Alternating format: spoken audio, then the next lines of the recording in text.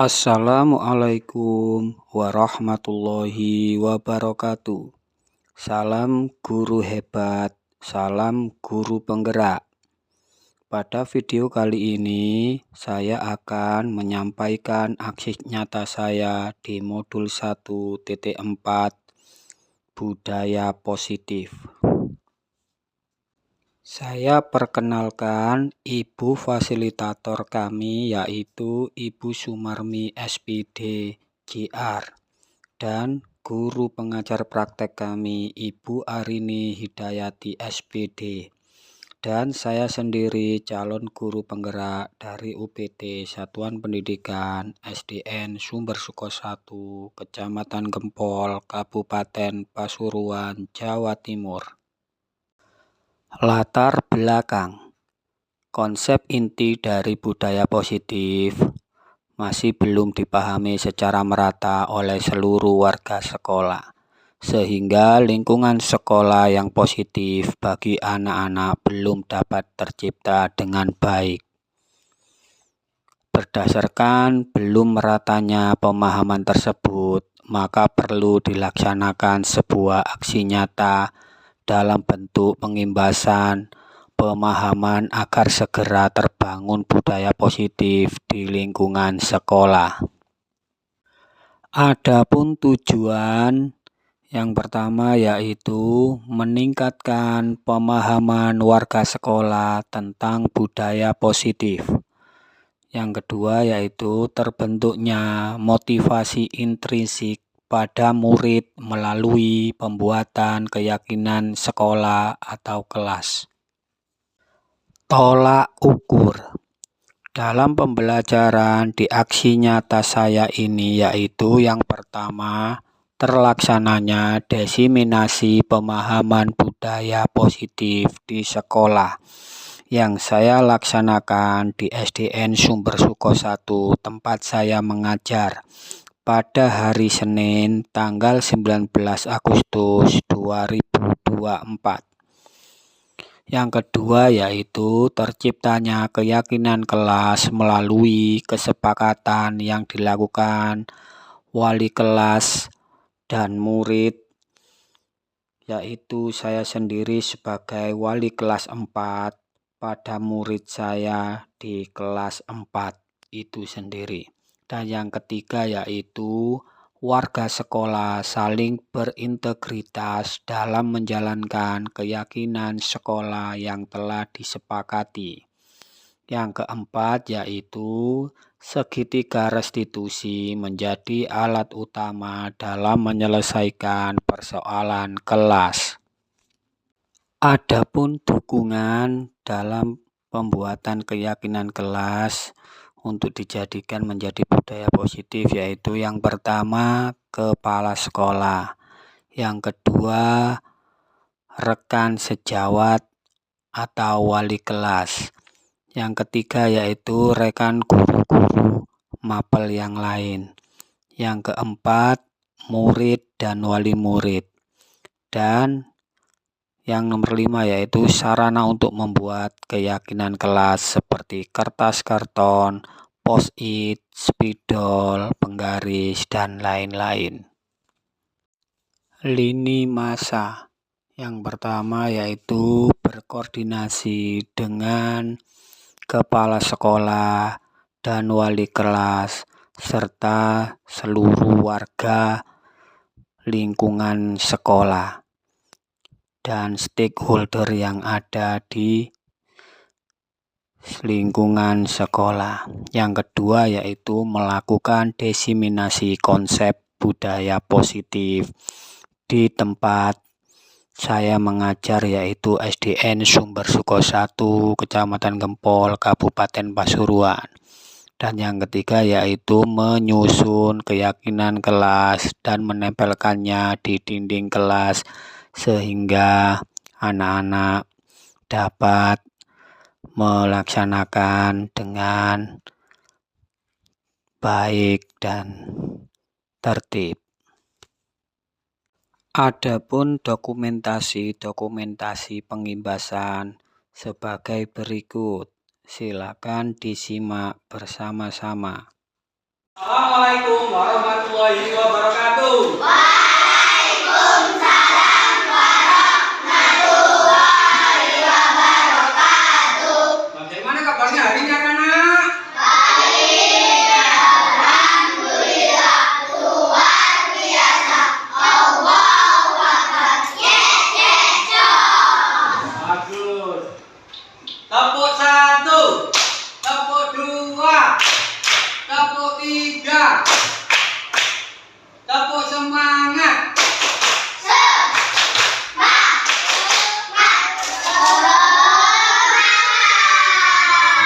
Kalau kau suka hati tepuk tangan. Kalau kau suka hati tepuk tangan. Kalau kau suka hati, mari kita lakukan. Kalau kau suka hati, tepuk tangan. Bagus sekali. Nah, hari ini Pak Hidayat akan membuatkan kalian kesepakatan kelas ya.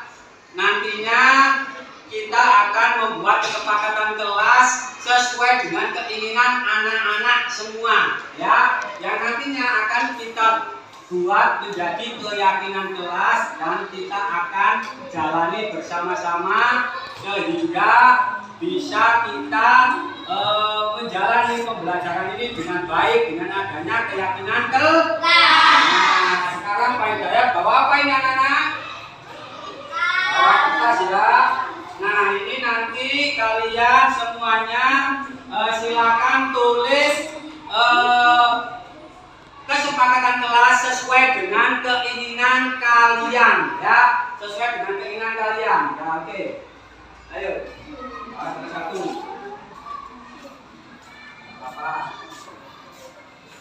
apa ya, ayo nanti silakan kalian tulis sesuai dengan kelompoknya, boleh lebih dari satu ya. Boleh lebih dari satu untuk kesepakatan kelas. Nah, nanti Pak Hidayat akan kondisikan, kita akan rangkum menjadi keyakinan kelas ya.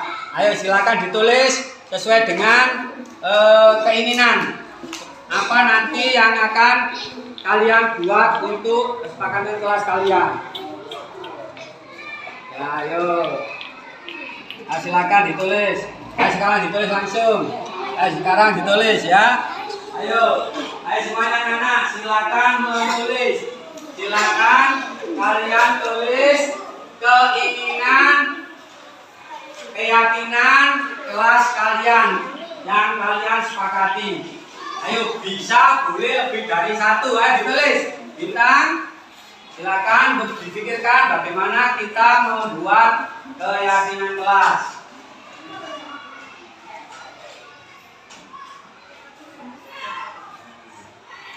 Ya, bagus sekali.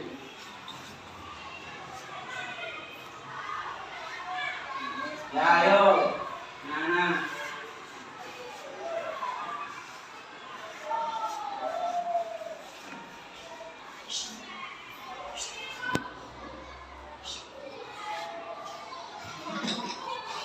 Ya, bagus. Boleh lebih dari satu ya. Nah, sudah selesai? Ya, bagus. Sekarang kelompok panda dulu silakan ditempelkan. Silakan ditempelkan bersamaan. Tempelkan di sini. Tempelkan ya, ayo.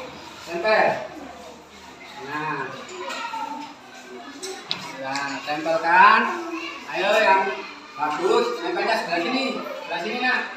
Nah, bagus. Nah, tempelkan. Nah, bagus.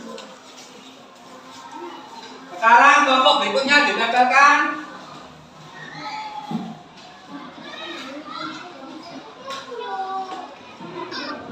Ayo, kelompok berikutnya menempelkan bawahnya. Dari sana jauh aja. Jauh.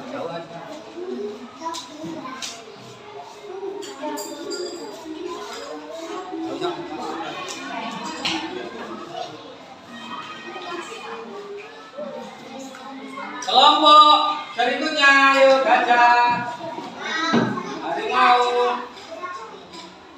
Ya. Yuk, ayo jalankan. Ya. Berikutnya kelompok gajah, silakan.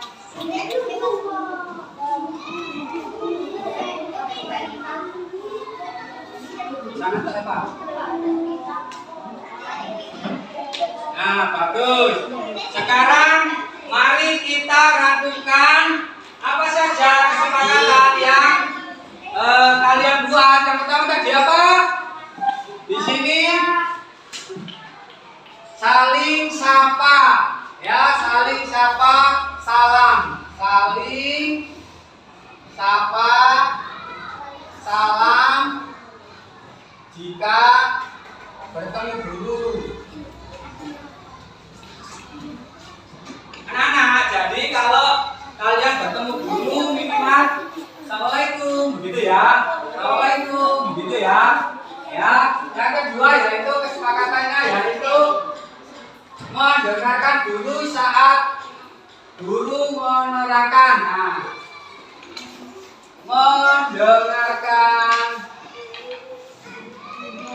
dengarkan guru saat menerangkan, ya.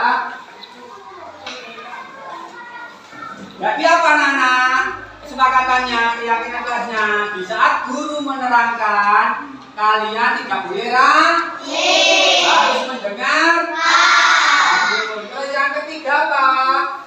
Yang ketiga yaitu dilarang membawa makanan, dilarang membawa HP, tidak boleh mengganggu temannya. Nah, ini namanya tertib, ya. Berarti di sini tertib saat pelajaran, ya.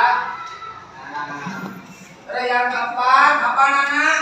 Yang di sini menyebutkan angkat tangan dulu pada saat mau berbicara, ya. Bagus sekali di sini, ya. Nomor 4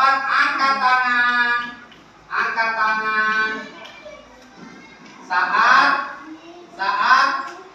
mau berbicara, ya, mau berbicara atau bertanya, gitu ya.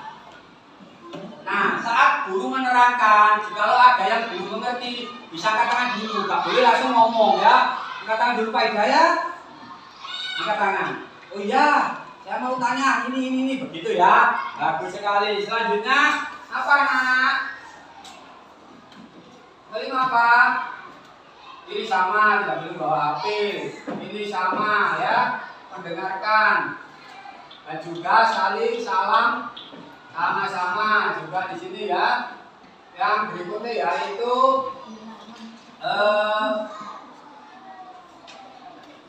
tidak boleh mengganggu, ya, mengganggu temannya. Menaruh, berarti tertib, ya, menaruh barang sesuai tempatnya, ya, sesuai tempatnya. Nah, anak-anak coba dengarkan sekarang. Nah, ini adalah bentuk kesepakatan yang anak-anak buat sesuai dengan keinginan anak-anak, ya. Dan ini akan menjadi keyakinan kelas, ya. Menjadi keyakinan kelas yang akan kalian jalankan bersama-sama dengan rasa ikhlas, dengan rasa senang, ya. Karena ini kesepakatan dibuat oleh anak-anak sendiri, ya, dibuat oleh anak-anak sendiri. Nah, alhamdulillah sekarang kelas 4 sudah mempunyai kesepakatan kelas atau keyakinan kelas. Mudah-mudahan kita semua bisa menjalaninya dengan tertib, dengan lapang dada, dengan ikhlas, ya, dengan senang, ya. Ayo, tepuk 1, tepuk 2, tepuk 3, tepuk semangat.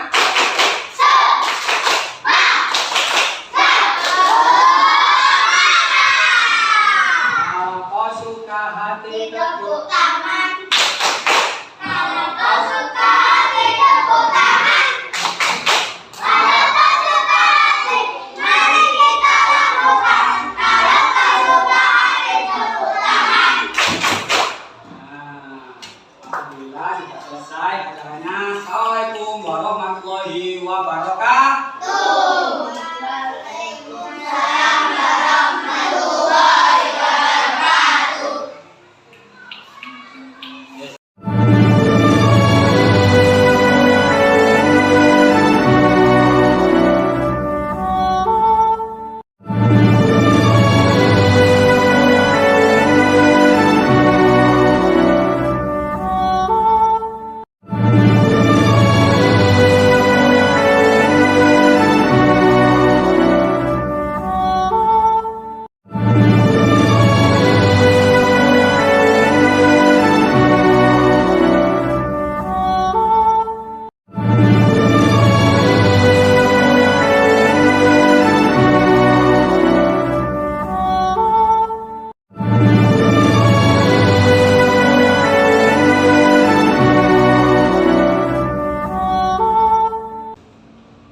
Assalamualaikum warahmatullahi wabarakatuh.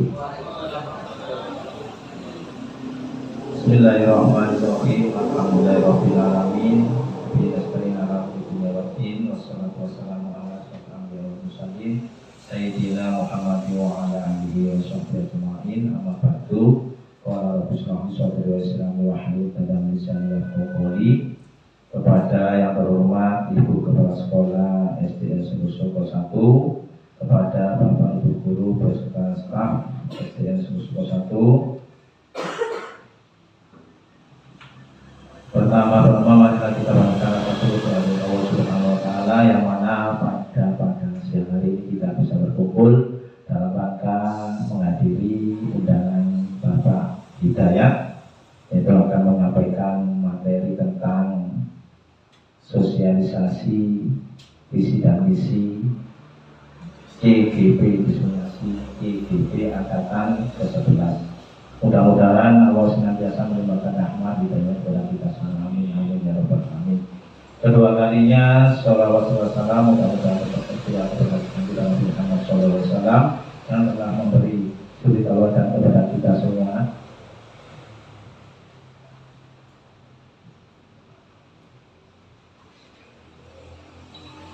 Sehingga kita bisa membedakan mana yang baik dan mana yang benar. Ketiga kalinya saya ucapkan terima kasih atas kehadiran semuanya yang pada siang hari ini. Untuk mengingat waktu, di sini akan saya bacakan susunan acara pada siang hari ini. Yang pertama yaitu pembukaan, yang kedua sambutan dari Kepala Sekolah SD Soko 1, yang ketiga yaitu pengarahan materi inti dari Bapak Nurul Hidayat, dan yang terakhir yaitu penutup. Namun sebelum acara kita mulai, mari kita buka acara pada siang hari ini dengan bacaan Al-Quran. Mudah-mudahan acara ini bisa berjalan lancar, sukses dan tidak ada halangan suatu waktu. Ala hadi bisa pada Rasulullah sallallahu alaihi wasallam.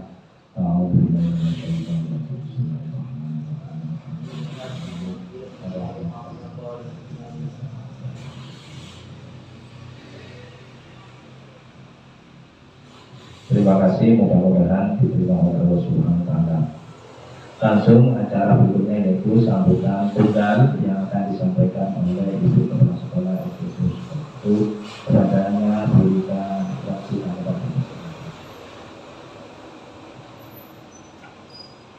Assalamualaikum warahmatullahi wabarakatuh.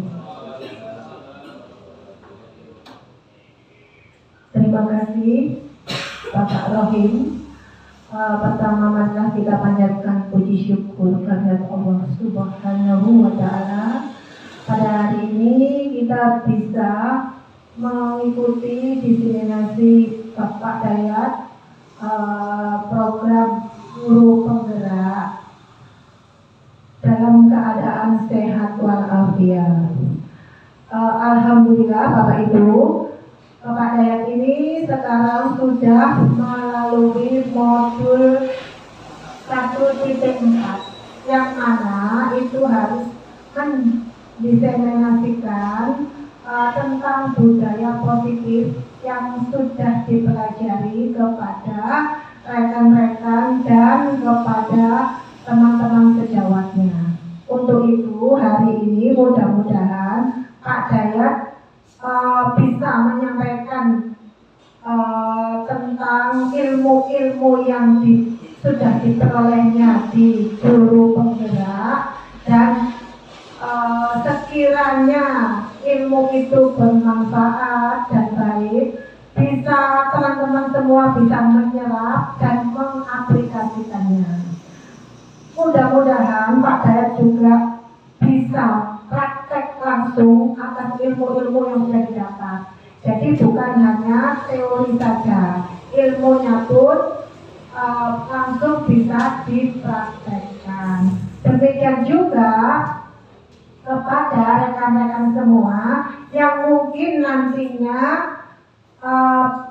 bisa mendengarkan apa yang Pak Dayat sampaikan dan bisa juga untuk mempraktekannya juga, supaya SD kita ini lebih berkembang lagi, lain daripada yang lain, dan lebih selangkah lebih maju dari lembaga-lembaga lain. Saya kira demikian sambutan saya. Semoga diseminasi hari ini bisa berjalan dengan lancar tanpa halangan apapun.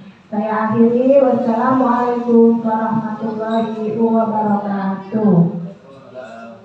Silakan Bapak Ibu-ibu, nanti aja ya itunya, gambarannya, untuk segera mengikuti diseminasi. Itu nanti bisa sambil berjalan, Bu Halim. Karena sudah mau dimulai. Monggo Ibu, sebelah sini Bu. Terima kasih hasilnya ya Ibu-ibu. Silakan. Terima kasih sudah meluangkan waktu dalam acara diseminasi Pak Dayat pada siang hari ini. Semoga Pak Dayat, Pak Rohim. Terima kasih disampaikan demikian sambutan Ibu Kepala Sekolah, singkat dan padat. Langsung saja acara ini itu penyampaian materi inti yang akan disampaikan oleh Bapak kepada beliau. Waktu dan Bapak dipersilakan.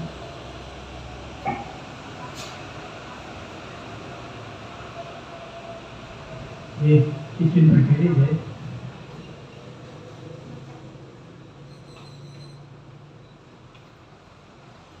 Berdiri dulu. Assalamualaikum warahmatullahi wabarakatuh. Alhamdulillahirabbil alamin. Wassalatu ala asyrofil anbiya'i wal mursalin wa ala alihi wa sahbihi ajmain. Amma ba'du. Yang saya hormati Ibu Kepala Sekolah SDN Sumber Siko 1, dan yang saya hormati segenap Dewan Guru SDN Sumber Siko 1, dan juga rekan kita guru dari SDN Sumber Siko 2 yang ikut hadir. Syukur alhamdulillah yang tak terhingga patut kita panjatkan kehadirat Allah Subhanahu wa taala atas segala limpahan rahmat yang telah diberikan kepada kita, sehingga kita bisa dapat menghadiri acara diseminasi saya sebagai calon guru penggerak angkatan 11 dari UPT Satuan Pendidikan SDN Sumber Siko 1 Kabupaten Pasuruan. Salawat serta salam mudah-mudahan tetap tercurahkan kepada junjungan Nabi besar kita Muhammad SAW, atas suri tauladan beliaulah, akhlak mulia beliaulah sebagai contoh konkret kita dalam mengarungi bahtera kehidupan ini, sehingga kita tahu mana yang hak dan mana yang batil, sehingga kita bisa selamat di dunia wal akhirah. Bapak Ibu sekalian, langsung saja saya akan mendefinisikan aksi nyata saya. Saat ini saya berada di modul 1.4 tentang budaya positif dan segitiga restitusi. Lanjut. Sebelum saya mulai, di sini saya ada pantun Bapak Ibu ya. Gubernur datang mencari aspirasi.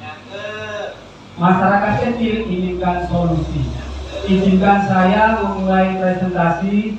Semoga nanti kita semua mendapatkan inspirasi. Nah, lanjut next. Nah, di sini Bapak Ibu sekalian, saat ini sudah pertengahan yang saya jalani sebagai calon guru penggerak, dan saat ini saya di posisi PGP, Pendidikan Guru Penggeraknya. Nah, di sini saya juga berharap nanti di angkatan 12 ada teman-teman kita yang ikut mengikuti acara ini agar supaya ilmu kita semakin bertambah, semakin semakin berkembang begitu. Nah, di sini adalah tentang budaya positif. Nah, sebelum saya mulai, kira-kira Bapak Ibu tahu nggak apa arti dari budaya positif? Budaya positif. Ada yang tahu? Bapak Ibu? Oke. Yo. Budaya positif adalah sesuatu pembiasaan yang sudah membudaya di lingkungan kita akan hal-hal yang positif.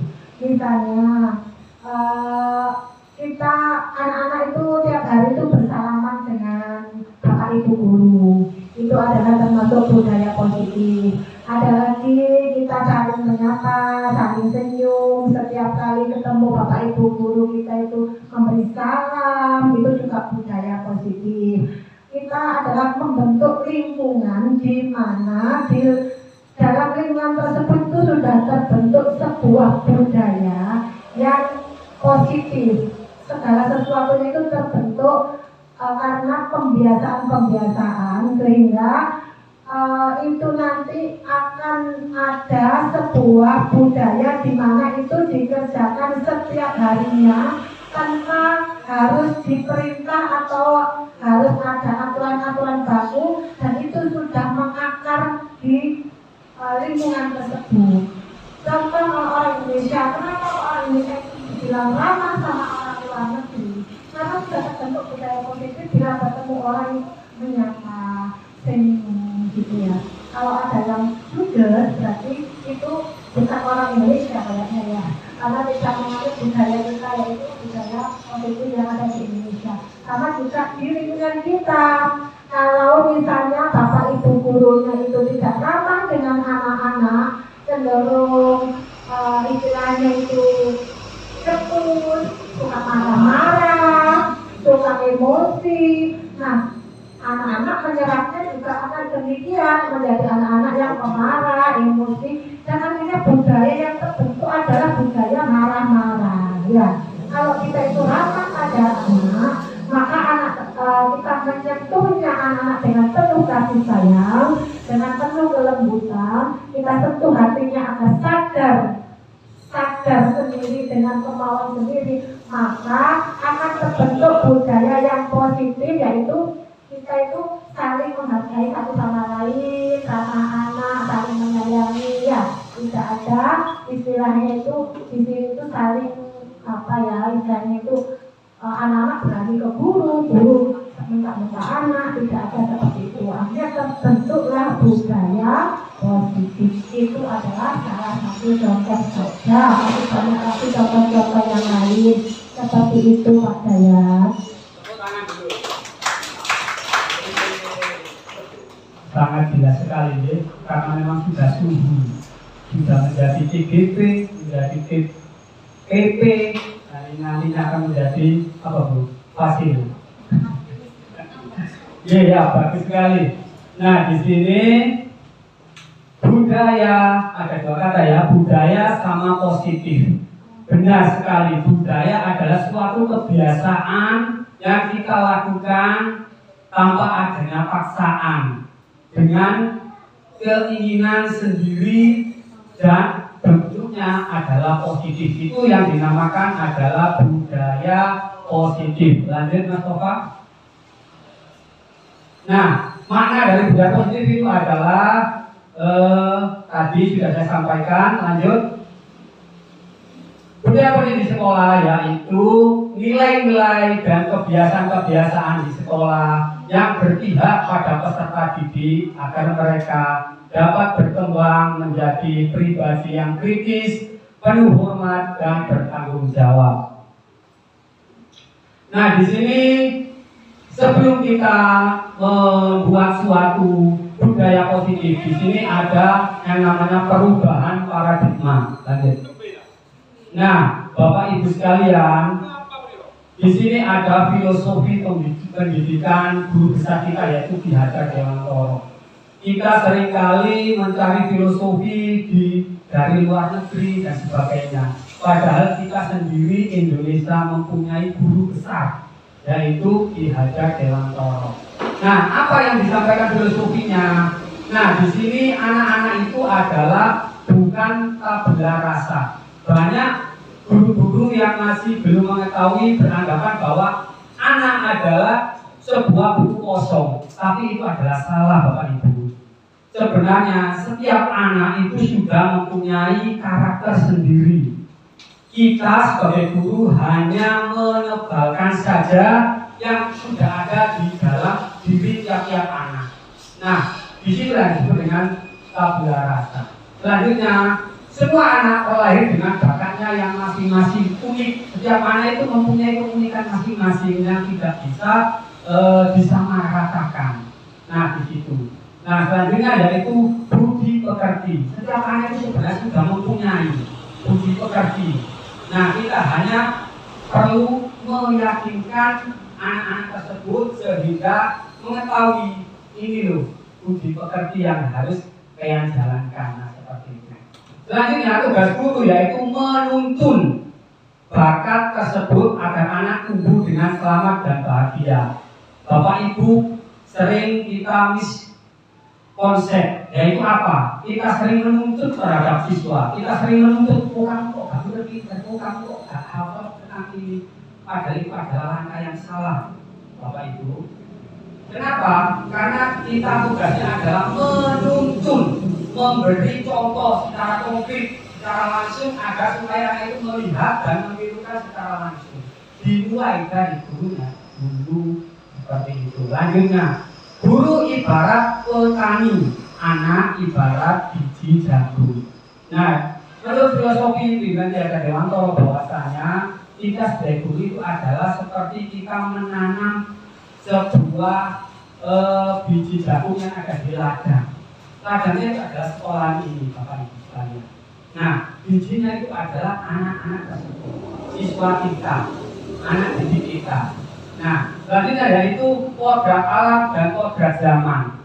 Nah, kita sebagai guru harus bisa membersamai perubahan kodrat alam.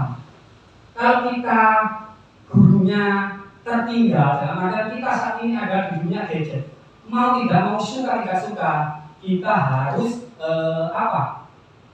bisa membersamai. Kita tidak bisa menyetop sebuah perubahan, tetapi kita bisa membersamai perubahan tersebut. Kita berada di dalam perubahan tersebut. Nah, begitu. Dan yang terakhir yaitu semua yang kita ajarkan harus berpihak pada murid.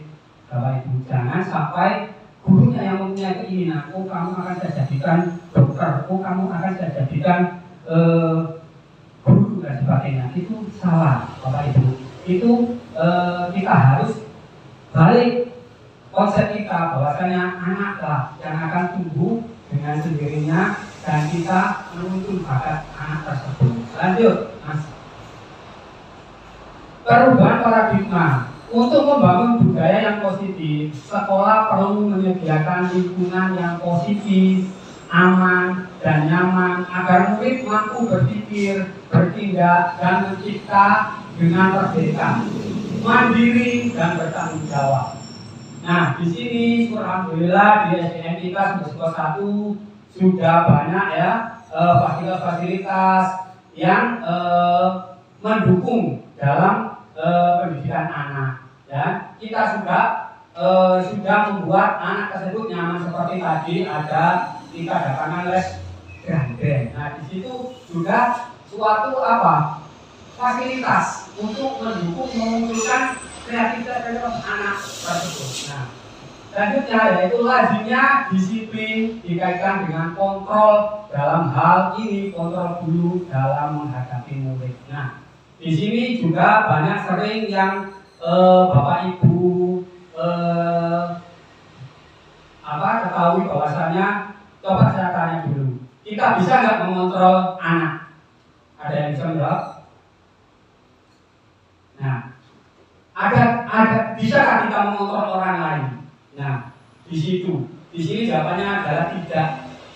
Ya, itu adalah kamuflase. Kenapa? Karena kita jika mengontrol anak tersebut itu adalah kita ini eksternal bagi anak tersebut. Yang bisa dari internal sendiri. Ya, banyak orang ketahui bahwasanya anak ini akan saya didik seperti ini, akan saya seperti ini, akan saya kontrol. Ternyata itu semua salah, Bapak Ibu. Itu tidak akan efektif atau tidak akan berhasil. Bagaimana caranya? Yaitu kita meyakinkan dulu terhadap anak tersebut bahwasanya hal-hal tersebut itu bermanfaat bagi dirinya dan juga bagi sekitarnya. Itu akan dia lakukan dengan sendirinya. Lanjut. Nah, itu tadi yang sudah saya sampaikan. Ilusi guru adalah memotong murid. Ilusi bahwa kritik dan membuat orang merasa bersalah dapat menguatkan karakter. Itu sudah salah, Bapak Ibu. Sering kita mendukung anak, ya, Bapak Ibu sekalian. Kalau ada anak yang melakukan kesalahan, misalkan tidak memakai atribut atau tidak memakai suatu dasi dan sebagainya, itu mereka dibuat merasa bersalah. Padahal itu adalah langkah yang salah, Bapak Ibu. Bagaimana caranya? Kita harus memvalidasi dulu. Memvalidasi dalam artian menimbangkan identitas anak tersebut. Kita bertanya dulu bagaimana, kenapa dan sebagainya, kok bisa seperti itu, alasannya bagaimana. Nah, seperti lanjut. Nah, di sini perubahan paradigma itu sangat ini, Bapak Ibu sekalian, yaitu perubahannya sangat cepat. Dalam artian begini, kalau stimulus respon anak-anak, kita mencoba mengubah orang agar berpandangan sama dengan kita, itu salah, Bapak Ibu. Ya, hanya kita sering berbeda pendapat tapi memaksakan diri untuk menyamakan terhadap anak, menyamakan terhadap teman dan sebagainya. Itu salah. Teori harusnya kita berusaha memahami pandangan orang lain, pandangan anak tersebut, kenapa kok bisa melakukan kesalahan, kok bisa melakukan hal ini dan sebagainya. Kita harus memahami dulu. Kita tidak boleh menyamakan persepsi, tidak boleh. Mereka punya hak sendiri untuk membuat persepsi sendiri. Lanjut.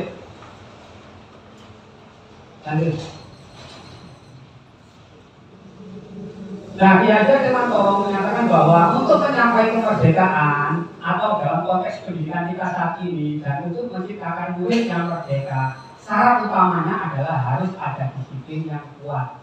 Disiplin yang dimaksud adalah disiplin yang memiliki motivasi internal. Internal adalah dirinya sendiri. Jika kita tidak memotivasi internal, maka kita memerlukan pihak lain untuk mendisiplinkan kita. Nah, Bapak Ibu yang seperti yang saya sampaikan, bahwasanya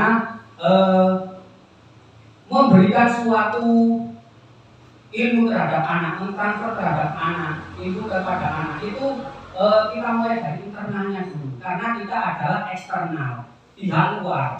Nah, anak itu biasanya berkembangnya kalau sesuai dengan pemikirannya dia akan memakai, tapi kalau berlawanan dengan dirinya dia tidak akan memakai, begitu. Lanjut, Mas Tova.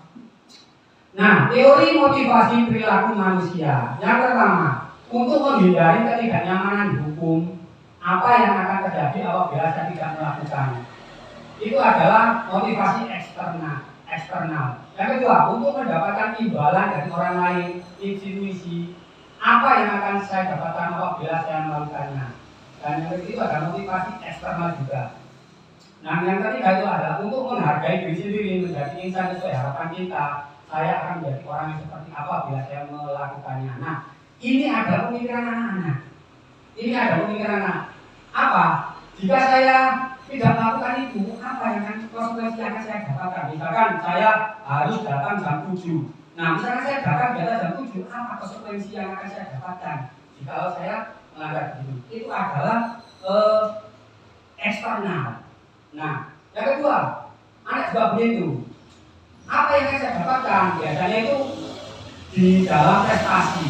Nah, anak berlomba untuk dengan ranking 1, dengan ranking 2, ranking 3 itu adalah atas kemauan dirinya. Kalau dia sudah mendapatkan dalam artian itu, oh nanti kalau ranking 1 dapat beasiswa, oh nanti kalau ranking 2 dapat hadiah, itu akan termotivasi ya. Itu juga dari eksternal, dari guru, dari orang lain, dan dari dirinya sendiri.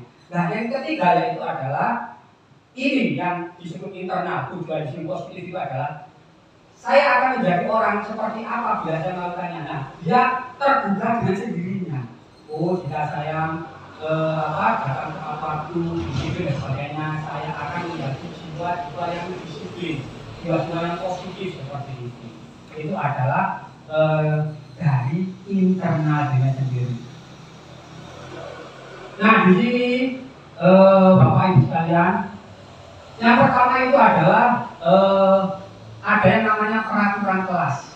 Nah, sebelum kita lanjut ke budaya positif, Bapak Ibu, saya persilakan untuk menonton video sebentar.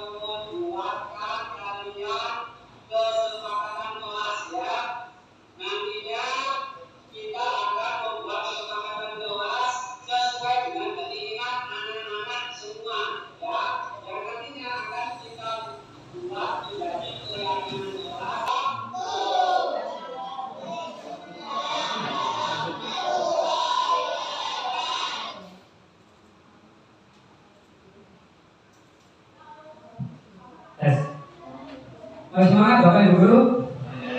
Oke, kita lanjut ya. Nah, itu tadi sekelumit video bagaimana kita membuat keyakinan kelas.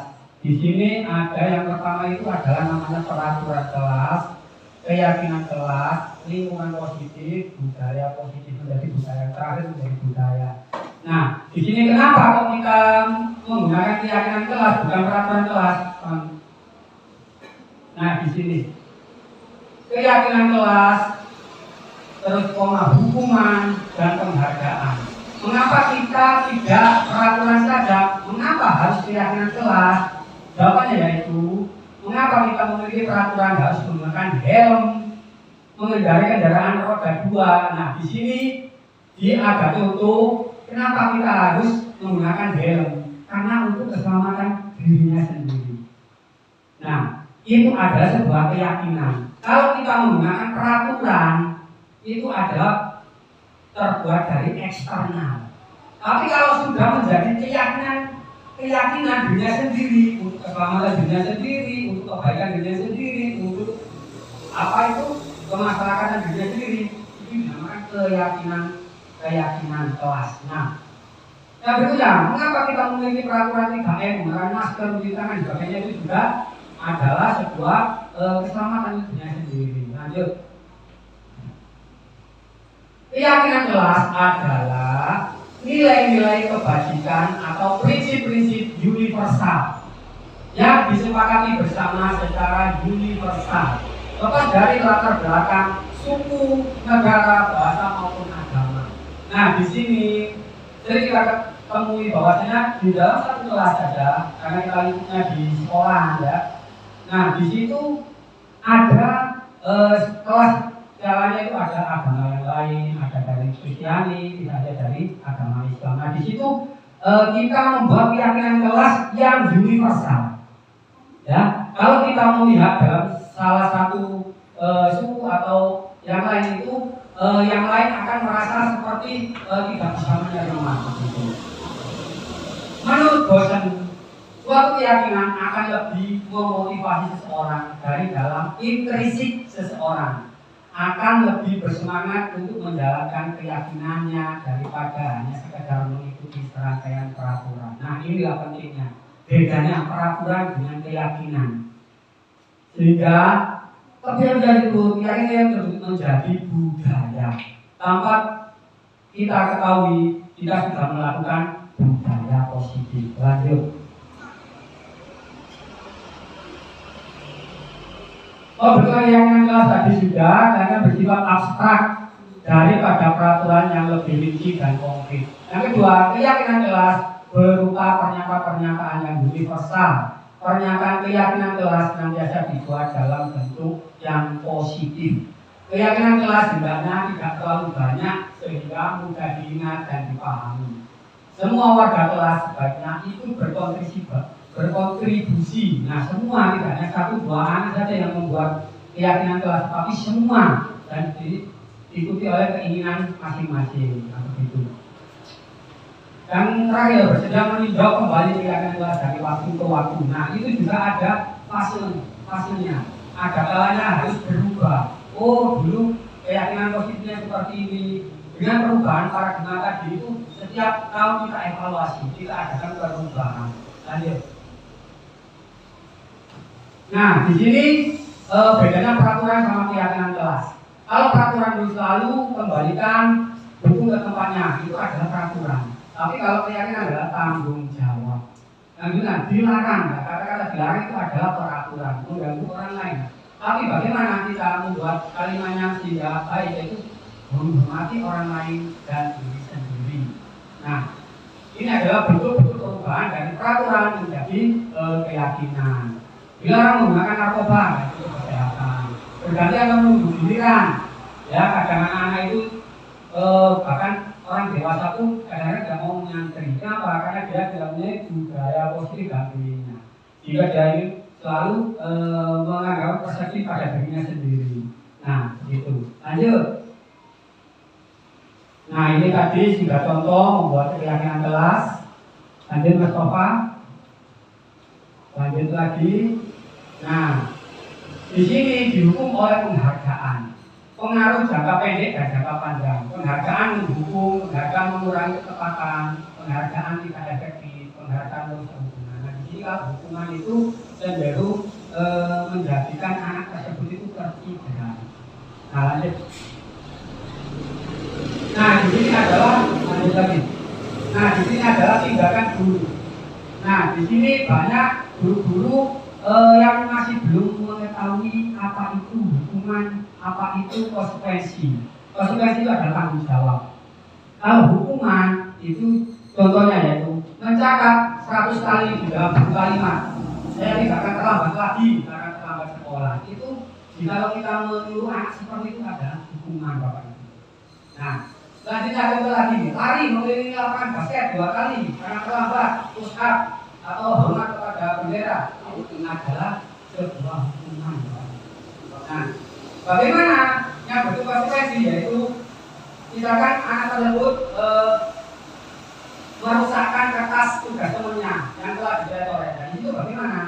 Dia diupayakan untuk menggantikan kertas tugas temannya yang telah dicoret. Itu ada konsekuensinya. Nah, yang berikutnya yang konsekuensi, misalkan kita menumpahkan air di meja tulis, dan itu otomatis anaknya harus membersihkan apa yang sudah dia lakukan tadi. Itu adalah bentuk konsekuensi. Nah, lanjut.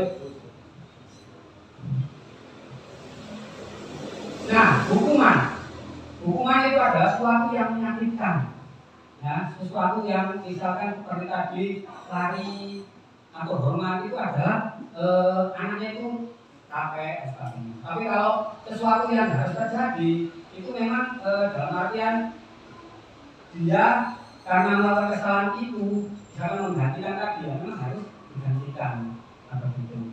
Tidak ada paksaan, tapi kalau hukuman itu ada paksaan. Nah, yang kedua, yang ketiga yaitu anak membentuk kedisiplinan. Kalau kita sering menghukum anak tersebut, itu dampaknya itu yaitu anak itu akan membenci kedisiplinan tersebut. Tapi kalau kita menghargai suatu hal tersebut dan meyakini bahwa itu memang tidak harus dilakukan, itu mereka akan melakukan dengan senang hati. Lanjut. Nah, di sini kebutuhan dasar manusia. Nah, inilah Bapak Ibu sekalian yang paling poin penting bahwasanya kita itu harus mengerti kebutuhan dasar manusia. Yang pertama itu apa? Yang pertama itu adalah yang pertama itu. Yang ada ini survival. Apa survival itu? Bertahan hidup. Semua anak, semua orang pasti akan pernah melakukan kesalahan. Tetapi dia melakukan kesalahan itu adalah untuk survival, untuk bertahan hidup. Contoh, misalkan anak tersebut terlambat sekolah. Kenapa dia bisa terlambat? Karena dia survival, karena dia di rumah membantu orang tuanya dan sebagainya dan sebagainya.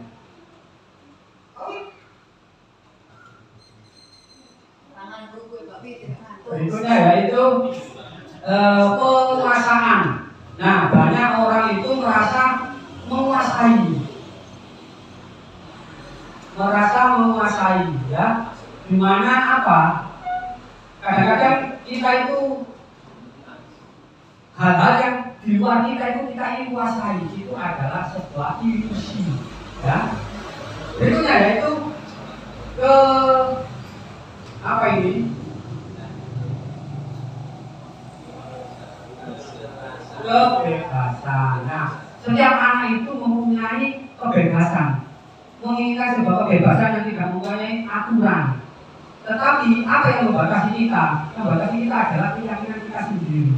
Tidak boleh kita dibatasi oleh aturan. Nah, selanjutnya yaitu kesenangan. Setiap anak, setiap individu manusia tidak akan mau melakukan sesuatu tanpa didasari oleh kesenangan. Tapi kalau melakukan didasari oleh kesenangan, walaupun itu di luar nalar, dia akan melakukan. Contoh orang yang sudah jatuh cinta, nah, seperti biasanya Pak Ibu ini. Ya, kalau sudah senang, apapun akan dilakukan.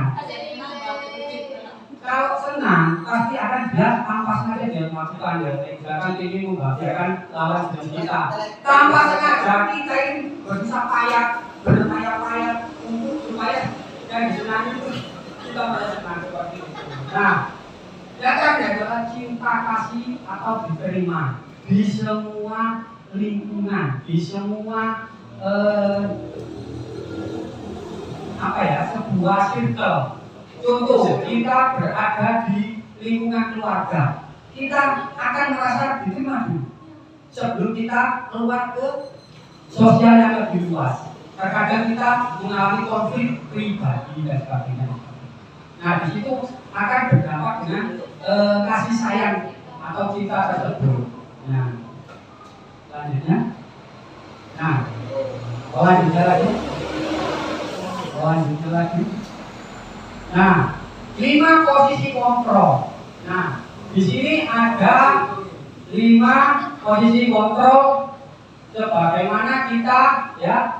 Yang pertama yaitu sebagai penghukum, yang kedua sebagai membuat rasa salah, yang kedua sebagai teman, yang ketiga pemantau, dan yang terakhir yaitu manajer. Yang terbaik itu adalah sebagai manajer, Bapak Ibu sekalian. Nah, di sini apa? Guru sebagai penghukum biasanya itu menghardi atau menunjukkan atau menyakiti atau sebagainya. Dan yang berikutnya itu membuat bersalah. Biasanya itu menceramai anak tersebut. Yang biasanya itu anak melakukan kesalahan, dia melakukan apa? Sebuah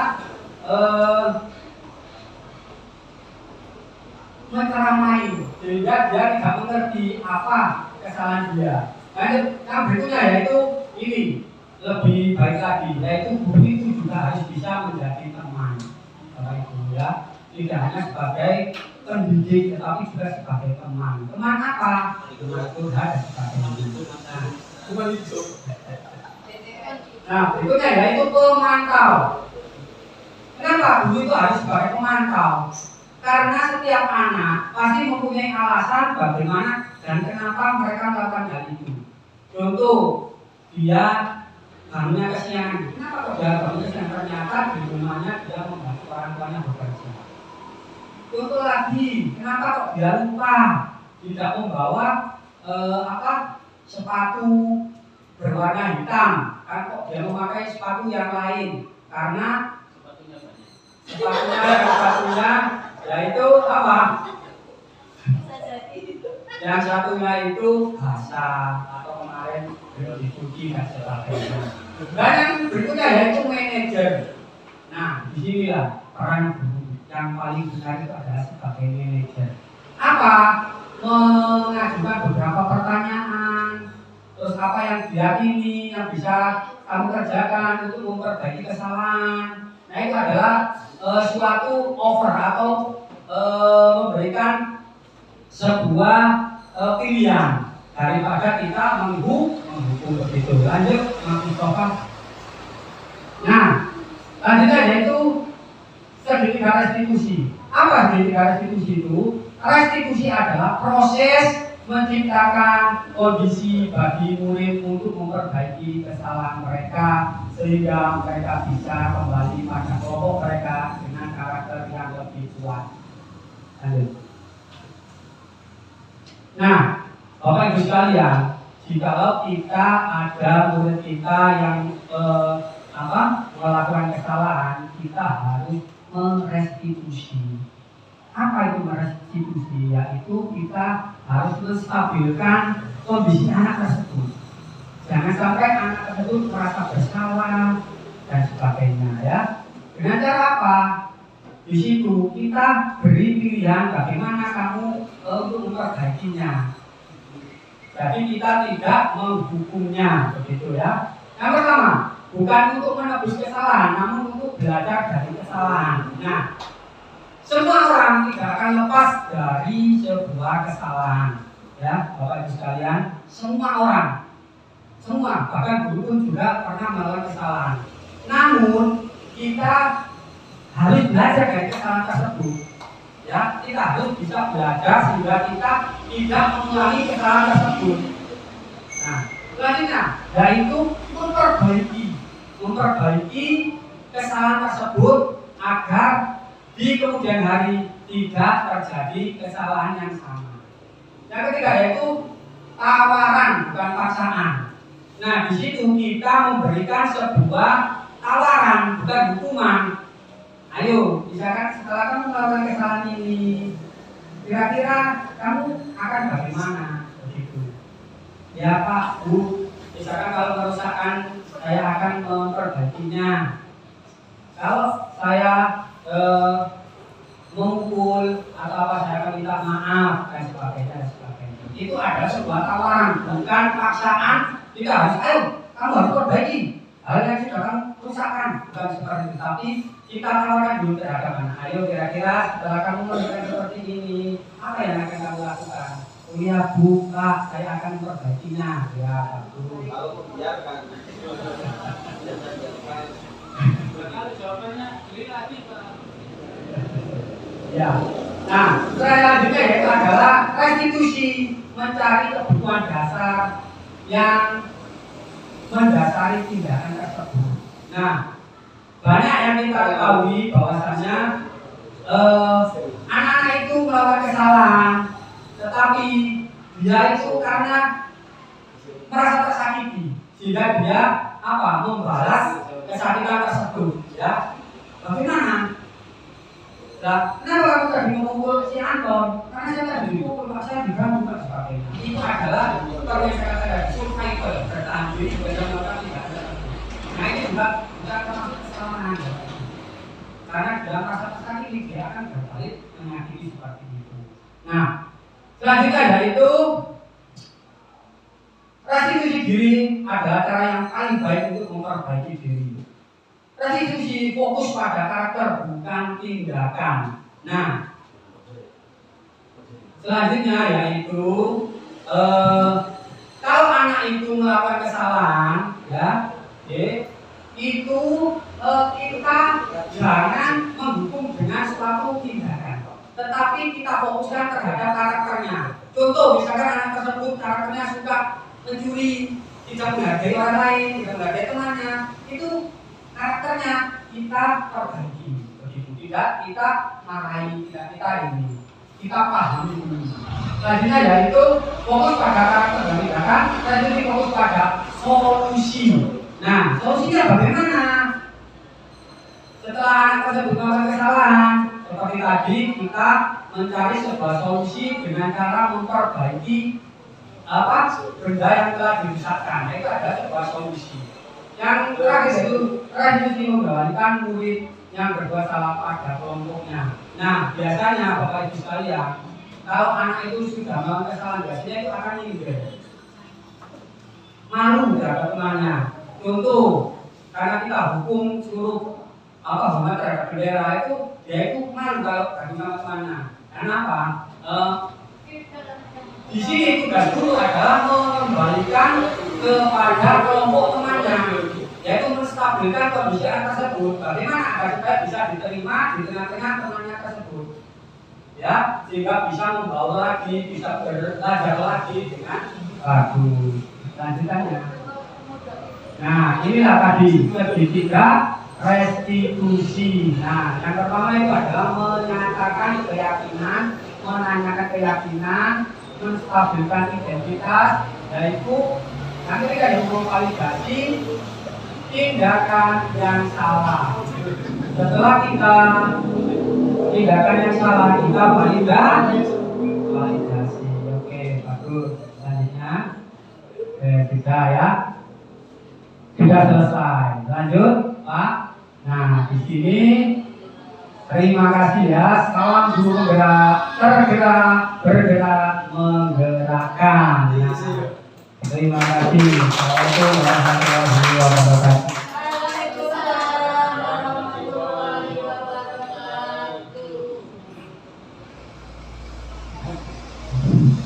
Terima kasih disampaikan kepada Pak Hidayat yang telah memberi materi atau memaparkan materinya dengan begitu jelas dan luas. Mudah-mudahan apa yang telah dipaparkan tadi kita semuanya bisa melaksanakan di tempat kerja kita masing-masing.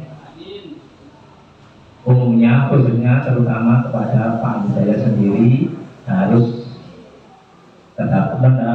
berada terdepan dalam hal budaya positif ini, sehingga sesuai dengan pemaparan tadi, sesuai dengan materi tadi, Pak Dayat sudah nanti bisa berhasil dalam programnya ini nanti. Bapak Ibu yang saya hormati, barangkali ada yang bertanya? Iya, Pak. Barangkali Bapak Ibu ada yang mau ditanyakan, silakan. Awit.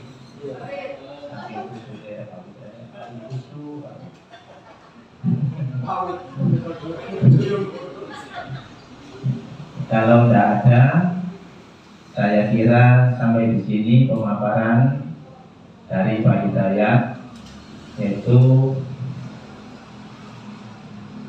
tentang budaya positif tadi. Rupanya semuanya peserta atau forum ini banyak yang mengantuk. Sebelum acara kita tutup, di sini saya mengantar acara. Bila ada kata-kata yang kurang berkenan, mulai awal hingga akhir, saya mohon maaf yang sebesar-besarnya. Mari kita tutup acara pada siang ini yang akan dipimpin oleh Bapak Widyo Sukoto. Kepada beliau dipersilakan. Untuk saya akhiri. Wassalamualaikum warahmatullahi wabarakatuh.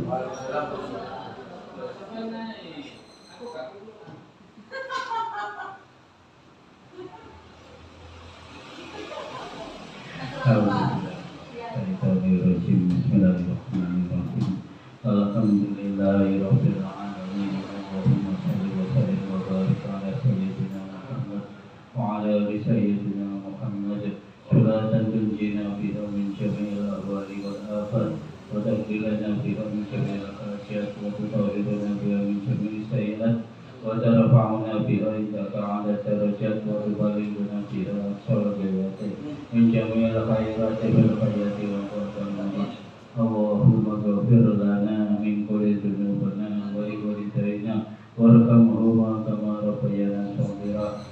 جميع المؤمنين والمؤمنات والمسلمين والمسلمات في أول زمان إلى يوم القيامة.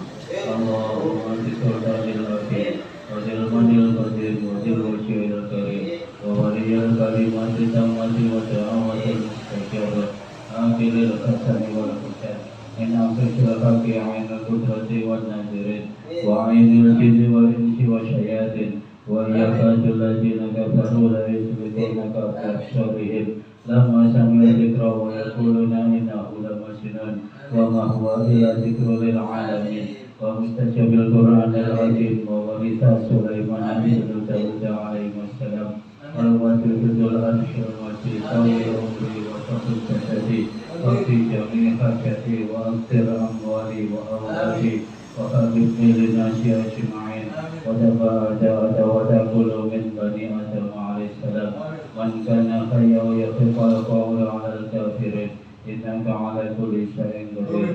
ربنا لا تزغ قلوبنا بعد إذ هديتنا وهب لنا من لدنك رحمة إنك أنت الوهاب. ربنا آتنا في الدنيا حسنة وفي الآخرة حسنة وقنا عذاب النار. وصلى الله على